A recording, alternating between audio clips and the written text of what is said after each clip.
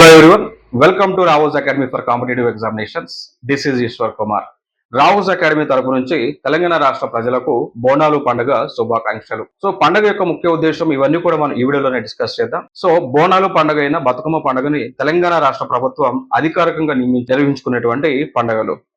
So ఇక్కడ ఈ బోనాలు పండుగను మరి ఎందుకు జరుపుతా ఉన్నారు, దానికి సంబంధించినటువంటి అంశాలను మనం ఇక్కడ డిస్కస్ చేద్దాం. సో అయితే ఈ బోనాలు పండుగను ప్రతి సంవత్సరము కూడా ఆషాఢ మాసంలో, సో అంటే జూలై ఆగస్టు మధ్య ఈ 2 నెలలలో ఈ యొక్క పండుగను తెలంగాణలో ఉన్నటువంటి ప్రజలందరూ కూడా భక్తి శ్రద్ధలతో నియమ నిష్టలతో ఈ యొక్క పండుగను జరుపుకుంటా ఉంటాం. సో ఈ పండుగ సందర్భాన బోనాన్ని అంటే దేవతామూర్తులకు ఇచ్చేటువంటి ఒక నైవేద్యం, ఈ బోనాన్ని భక్తి శ్రద్ధలతో ప్రజలు అమ్మవారికి సమర్పించడం జరుగుతూ ఉంటుంది. అలాగే ఇక్కడ మనం చూసుకుంటే మన తెలుగు రాష్ట్రాలలో గాడెస్ మన రూపంలో ఆదిశక్తిని, పరాశక్తిని, శ్రీ శక్తిని మనం పూజిస్తూ ఉంటాం. సో ఒక్కొక్క ప్రాంతంలో ఒక్కొక్క విధంగా రూపాలలో అమ్మవారు ఉంటా ఉన్నారు. లైక్ ఫర్ ఎగ్జాంపుల్ మనం తీసుకుంటే కాళీ, మహాకాళి అమ్మవారు కానీ, సో పోచమ్మ, ఎల్లమ్మ, మారెమ్మ, సత్యమ్మ, దుర్గమ్మ, ఆంకాలమ్మ, నూకాలమ్మ అనేటువంటి రూపంలో ఆదిశక్తిని, పరాశక్తిని మనం అందరం కూడా పూజించుకోవడం జరుగుతూ ఉంటుంది. సో వారికి ఈ ఆషాఢ మాసంలో బోనాలు సమర్పించడం జరుగుతూ ఉంటుంది.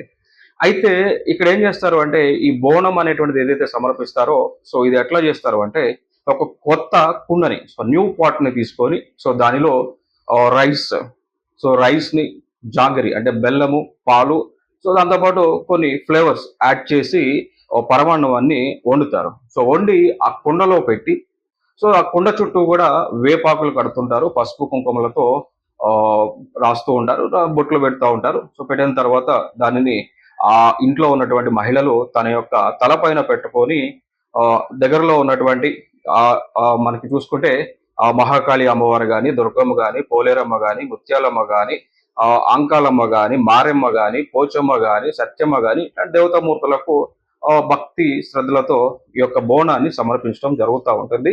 సో దానితో పాటు గాజులు, చీరను కూడా అమ్మవారికి వీరొక్క మనకి ఇస్తూ ఉంటారు. ఓకే, సో అది ఈ బోనం అనేటువంటి ప్రాసెస్ తెలంగాణలో ప్రతి గ్రామాన, పల్లెన, ప్రతి వీధిలో కూడా చేస్తూ ఉంటారు. సో దానిలో భాగంగా మనం చూసుకుంటే మళ్ళీ పోతరాజు, సో అమ్మవారికి బ్రదర్ అని పిలుచుకుంటాం. సో పోతరాజు, సో వారు కూడా ఈ పండగలో కనిపిస్తూ ఉంటారు. సో లైక్ పోతరాజు వేషంలో మనకి వివిధ కళాకారులు, వృత్తి వారు వీరు ఆ పోతురాజు రూపంలో దర్శనం ఇస్తూ ఉంటారు. అక్కడ మనకి తొట్టెలు అనేటువంటివి చేస్తూ ఉంటారు.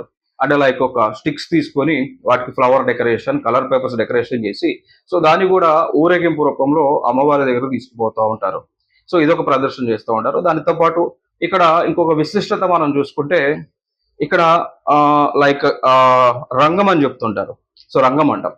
సో రంగం అనేటువంటి దానిలో ఈ ప్రాసెస్లో ఏం చేస్తూ ఉంటారంటే, సో ఒక మహిళ పైకి అమ్మవారు వచ్చి, సో అమ్మవారు ఆ మహిళ రూపంలో వచ్చి ఆ ఫ్యూచర్లో, సో భవిష్యత్తులో ఏం జరగబోతా ఉంది అనేటువంటి అంశాలను తెలియజేస్తారు. దాన్ని రంగం అనేటువంటి ఒక ప్రాసెస్.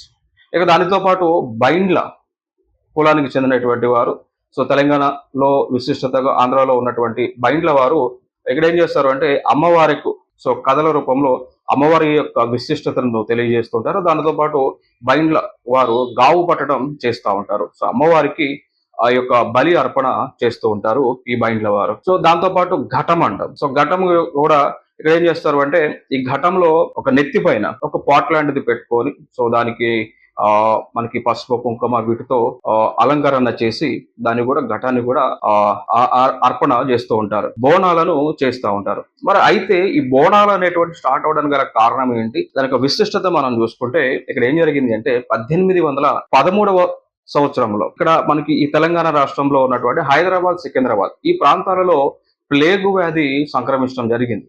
సో ప్లేగు వ్యాధి వల్ల చాలా మంది కూడా మరణించడం జరిగింది ఈ జంట నగరాలలో. ఆ కాలంలో ఉన్నటువంటి మిలిటరీ వారు ఎవరైతే ఉన్నారో, సో ఆ మిలిటరీ వారు ఈ సికింద్రాబాద్, హైదరాబాద్ నుంచి మధ్యప్రదేశ్ లో ఉన్నటువంటి ఉజ్జయినిలో ఉన్నటువంటి మహాకాళి అమ్మవారి దగ్గరకు వీరందరూ కూడా వెళ్ళి మహంకాళి అమ్మవారిని వేడుకొనడం జరిగింది.